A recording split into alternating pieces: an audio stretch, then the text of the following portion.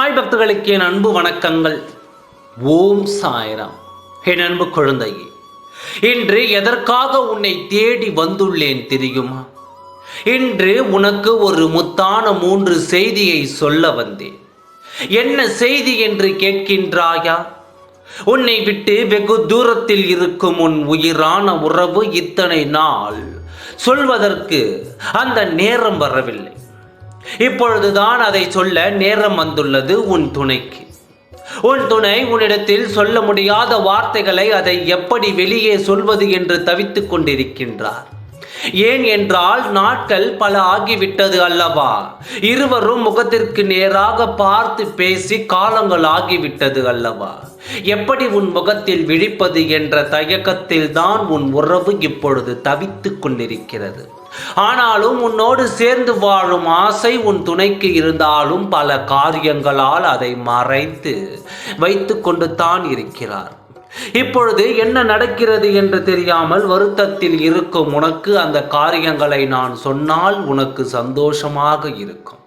அந்த சந்தோஷம் உன் மனதில் இருந்து அகல்வதற்குள்ளேயே உன் துணையை நான் உன்னோடு சேர்த்து வைத்து விடுவேன்.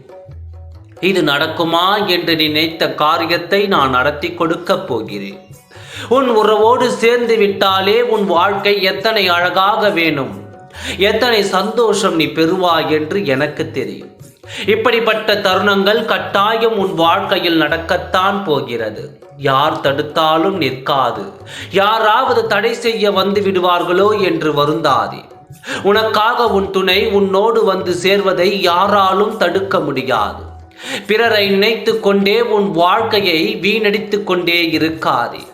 4 பேர் என்ன சொல்வார்கள் என்று வருந்தினால் உன் வாழ்க்கை தான் வீணாகிவிடும். அந்த 4 பேரை உன் மனதில் இருந்து தூக்கி எறிந்துவிட்டு உன் மனதிற்கு எது சொந்தம் என்று படுகிறதோ, எது சந்தோஷம் என்று படுகிறதோ அதை வாழ பழகிக்கொள். பிறரை நினைத்து நினைத்து உன் வாழ்க்கையை நீ வீணடிப்பது உன் சாயப்பாவை நான் விரும்பவில்லை. உன் துணை சொல்ல நினைக்கும் 3 முத்தான விஷயங்களை நான் சொல்கிறேன். உன்னோடு வாழ ஆசைப்படுகிறார் உன் துணை. இனி நீயும் நானும் தான் உலகம் என்று சொல்ல நினைக்கிறார். நீதான் என் உயிர், நீதான் எனக்கு உலகம், நீதான் எனக்கு எல்லாமுமாக இனி நான் வாழப்போகிறேன் என்று மனதளவில் ஆசைப்பட்டு சொல்ல நினைக்கிறார். இதைதான் அவர் சொல்ல நினைக்கும் 3 முத்தான விஷயங்கள். இன்று இதை நான் சொல்ல நீ கேட்கிறாய். இன்னும் சில நாட்கள் தான் உன் துணை வார்த்தைகளாய் சொல்ல.